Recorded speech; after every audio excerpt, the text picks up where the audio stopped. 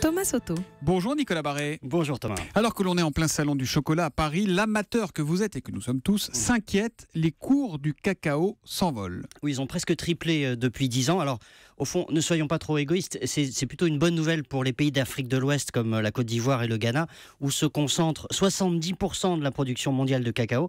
Ça donne à ces pays les moyens d'investir, de créer des emplois. Et si on veut que ces pays, effectivement, se développent plutôt qu'ils se vident de leur main-d'œuvre, eh bien, il faut accepter de payer le cacao un peu plus cher. Mais pourquoi ces cours du cacao s'envolent-ils, Nicolas? Alors, le chocolat, si vous voulez, c'est le baromètre. C'est bon.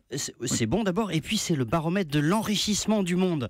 On le vérifie depuis que les Espagnols ont ramené pour la première fois du cacao en Europe au XVIe siècle. La bourgeoisie espagnole en raffolait, toute l'Europe les a imités, et aujourd'hui, les bourgeois d'aujourd'hui, ce sont ces nouvelles classes moyennes indiennes, chinoises, brésiliennes. Ces trois pays, par exemple, ça représente 2,8 milliards d'habitants, et donc voilà la raison de fond de la hausse des cours. Parce qu'eux aussi se ruent sur le chocolat, en fait. Exactement. Hein, ouais. Alors en fait, même si les prix montent, la consommation continue de progresser. Soyons clairs, on ne peut pas s'en passer de chocolat. Voilà, en France, par exemple, on reste avec une consommation assez élevée, 6,7 kilos par an par habitant. Quand même. Les Allemands, c'est le double. Donc eux, c'est le record d'Europe de très très loin.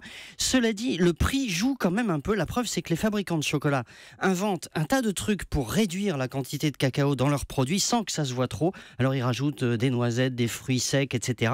En Australie, Cadbury a même réduit, figurez-vous, de 10% la taille de ces barres de chocolat. C'est assez mesquin parce qu'ils n'ont pas baissé les prix. Donc voilà, ils ont essayé de tromper un petit peu les consommateurs. Il y a les pots de fromage blanc taille fine qui ont fait la même chose. Ils ont réduit la taille du pot, l'air de rien, tac. En laissant le même prix, oui. Exactement. Ouais.